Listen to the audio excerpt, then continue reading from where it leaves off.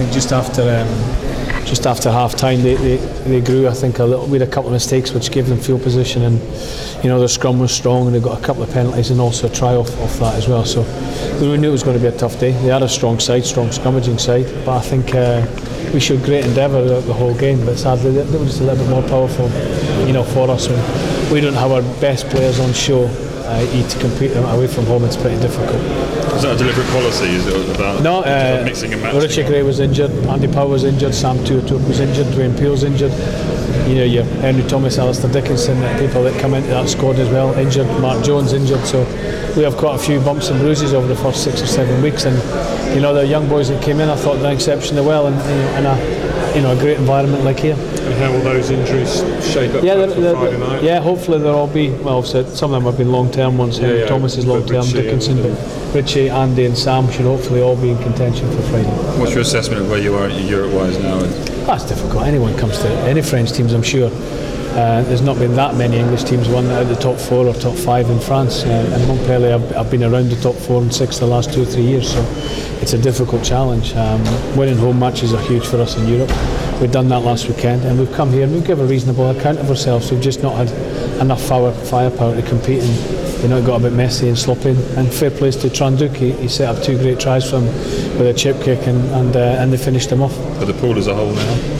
Well, I haven't really thought about that at the moment. We've obviously winning last weekend, and the start we've had, we were looking at performances, not necessarily long-term plans where we're going to be in Europe. I think Europe's for the very big clubs, and it's hard at the moment to compete with them. Right, you had Danny back at 10. How did you think he went? I thought he done all right, and in difficult conditions, as I say, on limited front foot possession. I thought he done pretty well. He kicked reasonably well. His field position was pretty good. It's just, as I say, in conditions like that, his game is about running rugby, and I thought he conducted himself reasonably well. Rush, you were speaking last week about the importance of momentum, particularly looking at Worcester and Irish. Were you pleased with the way overall the players played? Yeah, I thought they were great. I did. I thought they dug at it, and we had the ball twice up in their 22, which ended up one of them back in underneath our post, and then one into another penalty. So, 10 points that we conceded from their 22 to our 22, away from home in France, and not the best conditions. We could have crumbled at 33-11, and we didn't. We fought back.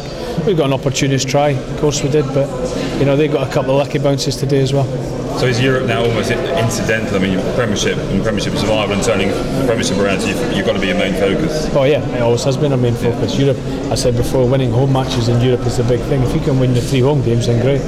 But we've got Montpellier at home and Toulon at home, so there's no easy games in there. So we'll not be too downhearted. We need to take a lot from today, and we've got to learn from this game, but necessarily we've got to work hard on Monday to Friday to try and solve the problems, not leave it to solve it on a match day, because match days are too late to fix things. In terms of morale and for front, these 2 next Premiership games are enormous, aren't they? Yeah, we've said that all along. We said it last week prior to coming here. We want to make sure we put in a performance here, and we'll take what we get out of the game. And at the moment, it was Worcester was always coming. The first of our minds it was always at the front there.